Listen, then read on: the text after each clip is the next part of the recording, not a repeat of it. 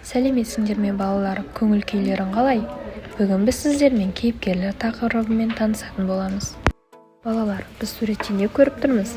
Әртүрлі заттарды, кейіпкерлерді көріп тұрмыз. Бұл бізде спрайт деп аталады. Ол жобада көрініске қатысатын, белгілі бір іс-әрекеттерді орындайтын объект.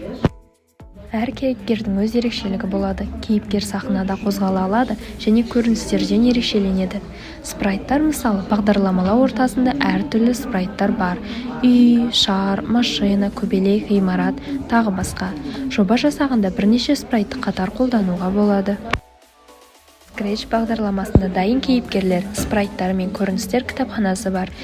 Егер керегін таппасаң, кейіпкерді қолмен салуға немесе басқа жерден қосуға болады. Спрайттың қасында тұрған инфо батырмасы арқылы атауын өзгертуге, сахнадан орнын ауыстыруға, бұруға, жастыруға немесе көрсетуге болады. Және бізде қызыл нүкте, оны қосуға болады. Қызыл нүктені қайта басқанда біз оны тоқтата аламыз.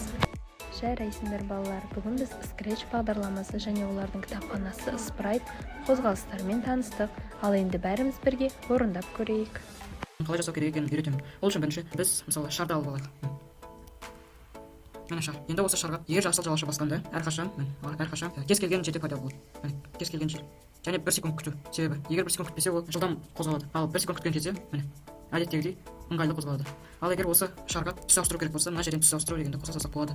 Міне әр жерде пайда болған соң түсін ауыстырып отыр. Ал енді біздің шарымыз дайын. Енді кликер ойынын жасау үшін енді анимал енгіземіз. Мына жерде анимал енгіземіз. Мына жерге ұпай дейік. Міне ұпай. Ұпай деп шықты мына жерде мен ұпай. Енді егер осы шар басылғанда, дауыс шығару үшін міне start sound pop. Мысалы енді қазір басқанда дауыс шығады. Көрдіңіздер ме? Басқан сайын дауыс шығып отыр. Ал енді біз анимал енгіздік. Ол анималын енді басқан кезде бірге өзгеру керек. Енді қараңыздар. Менің қазір ұпайым шарды басқан сайын ұпайым көбейеді. Міне ұпай көбейіп отыр. Бірақ қайтадан жасыл жалауша басқанда әлі 5 болып тұр. Оны жою үшін біз егер жасыл жалауша басқанда ұпайды 0 қылдырып қоя береміз. 0 қылдырамыз. Жасыл жалауша басқанда 0 береміз. Міне 1, 0. Немесе оны былай бөлек жазбай-ақ, мына жерге қосасақ болады. Тым өзгермейді. Міне қараңыздар. Тым өзгерген жоқ. Осымен сіздер оның артына фон енгізе аласыздар. Мысалы, мен мынандай және көптеген шарттың орнына басқа да заттар қоя аласыздар. Осымен видео аяқталды. Видео пайдалы болса, лайк басып арнаға жазылып кетіңдер. Қош сау болыңдар. Жарайсыңдар балалар, біз тақырыпты түсініп қалған сияқтымыз. Ал енді бір сергіп алайық.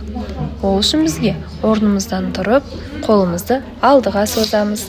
Осы бейнедегі сызықтармен қолымызды жүргіземіз.